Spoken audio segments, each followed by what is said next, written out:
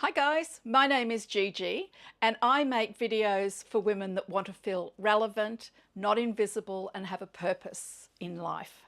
So today I wanted to do a video on how much time we are spending on social media, and I can actually save you, or you could be aware of, that if you did have 35 more years to go, that you would spend 8 of those years scrolling through social media.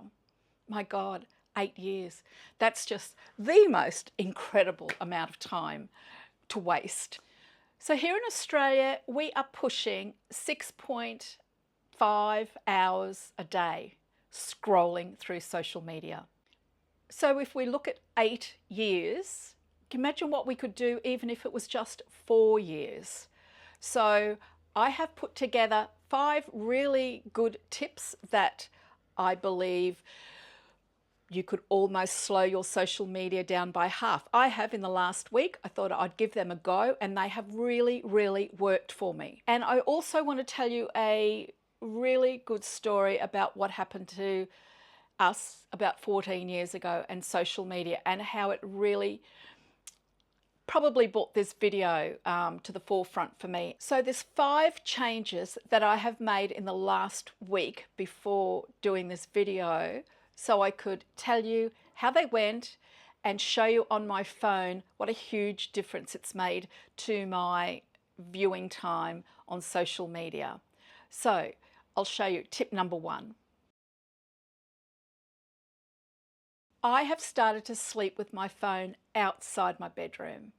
And the reason being is that I would roll over, have a look at my phone to see what time it was, and then next minute I'm scrolling and I'm scrolling and I'm scrolling. And before you know, I've literally wasted 1 or 2 hours looking at my phone, and then I'm really tired in the morning.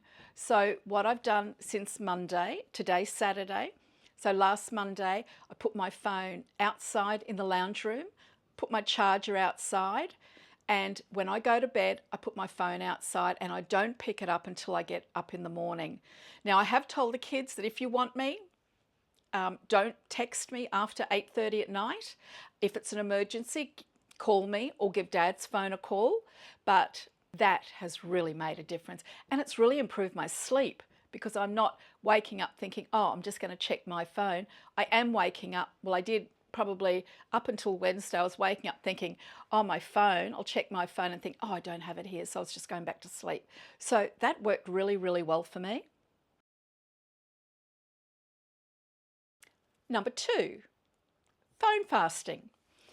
I never thought of this. I did read someone else's, had a look at someone else's video who said that phone fasting has really helped for them. So they do stop using their phone at a certain time every night, but they don't pick it up till, say, 10 o'clock the next day. That probably might work for you. You could try it.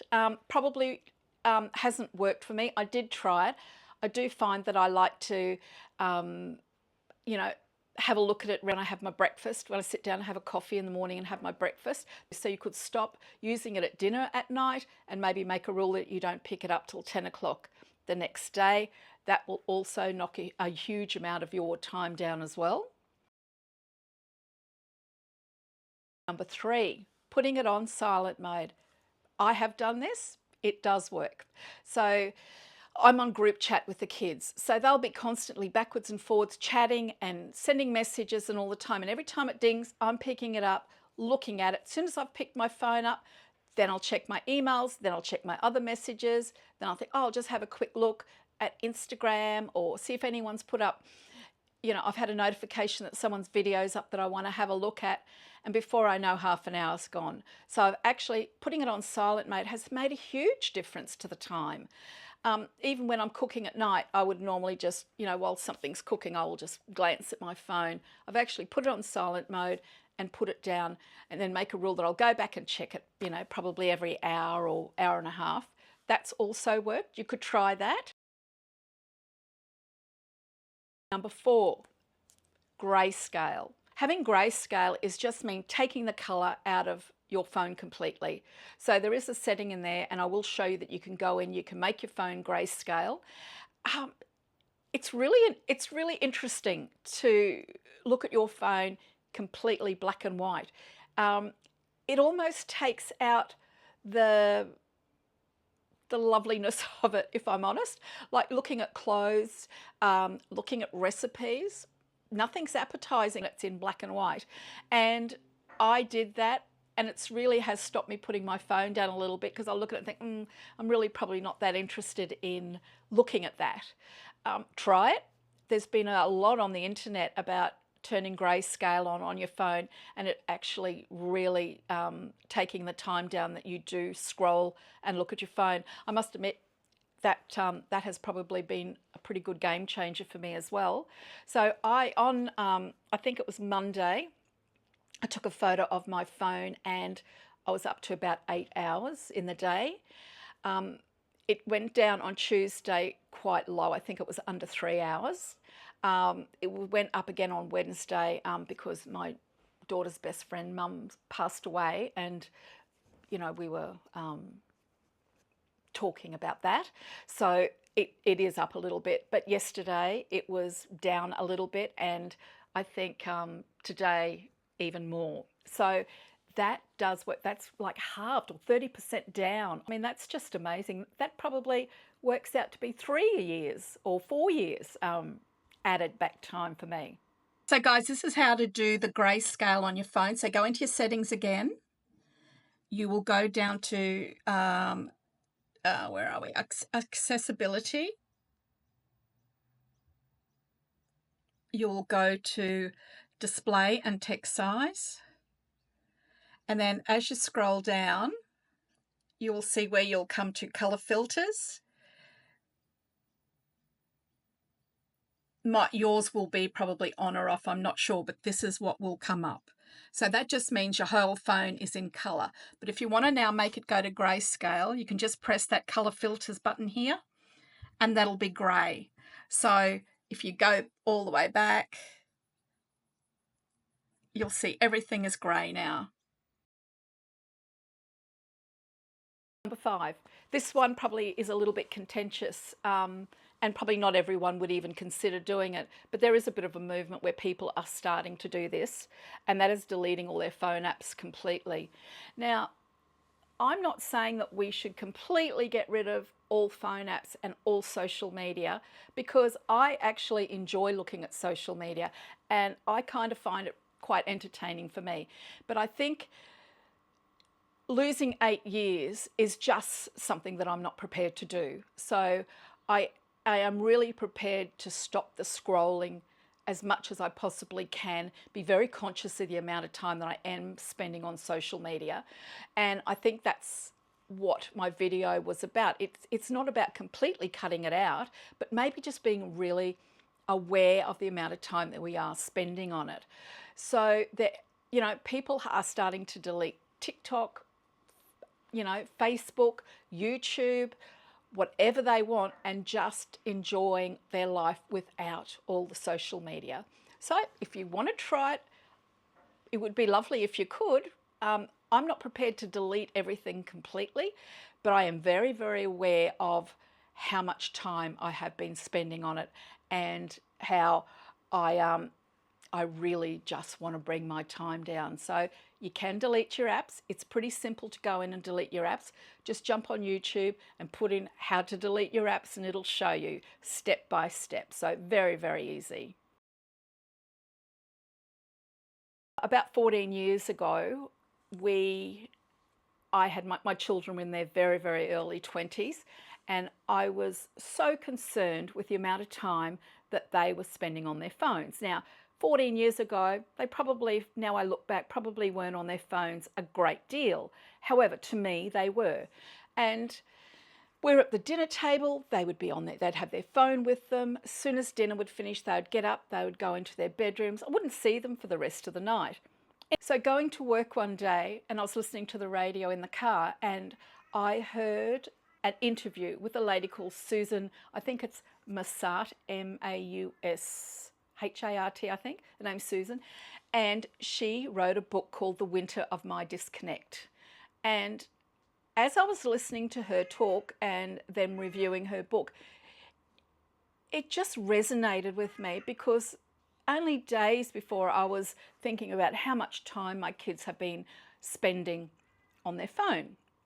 I went and bought the book and I read the book, and then I went home and I said to the kids, okay, we are going to stop all social media for 30 days. So that meant no phones in the house, but also we weren't going to use the computer. But I mean, we really, they didn't use computer at that stage, but they did use their phones a lot. But they only had like MSN and things like that. And I think they had LimeWire where they could download some music, but I mean, that used to put all sorts of malware onto our computer, so we tried to stop that a little bit, but it was mainly their phones that they were using. So there was no phones, there was no TV. We did at the time have a really great stereo, so I said we can do music, but we are not doing any social media. Well, I've got to tell you, I think my children thought that I'd gone crazy, but they were really cranky. The little one was carrying on and crying and couldn't survive without it. And I just said, I don't care, let's give it a go. It's not the end of the earth. It's only for 30 days. Let's try it and let's see how we all feel at the end. So the deal was we put our phones in the entry as we came in at night, and we could listen to music if we wanted to, or we could play board games. The first week was really almost intolerable and I nearly almost gave in. The little one was shocking. She was crying and screaming and turning the music up really loud just to annoy me, and just a pain in the bum. Anyway, she was also going outside. She was sitting outside in her flanny jammies on her, looking at her phone. And I knew she wouldn't be out there for long because it was middle of winter. She didn't have any slippers or a dressing gown on, but she just needed that kick of that phone. By the end of the week, there was no phones. The kids were actually staying at the table a lot longer after dinner to talk about their day, what they'd been doing. They were sitting on the island bench talking while I was cooking dinner. We were doing the dishes together. We were dancing around in the kitchen and we were playing board games. It really was wonderful, and it made a huge difference to our family life and how we related to each other. And I think the kids were busting to get back on it by the end. So was I, to be honest. I felt a little bit lost, but I really enjoyed it, but I was ready to get back on it as well. And even now that they're in their mid and late 30s, they still say, oh, Mum, we do remember it, and it was a little bit of a hard time, but it was a real eye-opener how much time we were spending on our phone. The youngest one has now come forward since I started doing my video to say, oh, Mum, I had a burner phone. So I didn't know that, but I'm glad I didn't because I would have not been happy. The point is, I think even right back then, there were concerns, but I think it's so much more now. We're spending so much more time on our phone. So as I said, this is not about us completely stopping it. I think it's just about being aware of how much time we are on the phone, looking at social media. So as I said, if we have 35 years left and we are on our phones and scrolling 6 hours and 40 minutes a day, that's 8 years of our life. That's a long time. So something to have a think about. If you would like more content around this subject, or you have any ideas of what you would like, please like and subscribe and comment. And thank you very much for listening right through to the end, and I'll see you next week. Thanks. Bye, guys.